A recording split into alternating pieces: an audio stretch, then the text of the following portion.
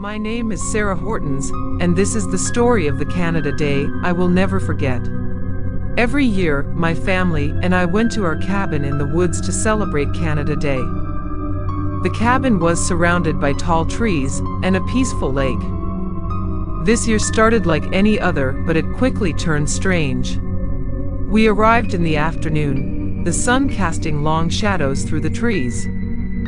While my parents unpacked the car, I decided to take a walk down to the lake. The air smelled like pine trees, and the lake was calm. Usually, there were other people around, but today, it was quiet. As I sat by the water, I saw an old man standing at the edge of the forest. He was dressed in old, tattered clothes and had a long, white beard. His eyes were piercing and seemed to glow slightly in the dim light. He stared at me, making me feel uneasy. I waved at him, trying to be polite, but he didn't wave back. He just stood there, watching. Feeling uncomfortable, I went back to the cabin. I told my parents about the old man, but they said he was probably just a local. Even though they weren't worried, I couldn't shake the feeling that something was wrong. We spent the rest of the afternoon setting up for our Canada Day celebration. We put up decorations, prepared food, and set up a small bonfire by the lake. As the sun set, the sky was painted with beautiful shades of orange and pink.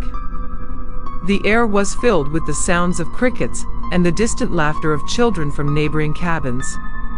Night fell, and the sky lit up with fireworks. Normally, they made me happy, but this time, I felt uneasy. I kept looking around, expecting to see the old man again, but he was nowhere to be seen. My parents noticed I was distracted and tried to cheer me up, but the feeling of being watched lingered. In the middle of the night, I woke up to a strange sound. It was a low, guttural whispering coming from outside my window. My curiosity got the better of me, and I crept to the window, peering out into the darkness. There he was, the old man, standing at the edge of the forest, his eyes glowing with an unnatural light. My breath caught in my throat as I watched him raise a hand and beckon me to come outside. Terrified, I stumbled back, knocking over a lamp and waking my parents. They rushed in, and I babbled about the man outside. My father grabbed a flashlight and stormed out, but the old man was nowhere to be found.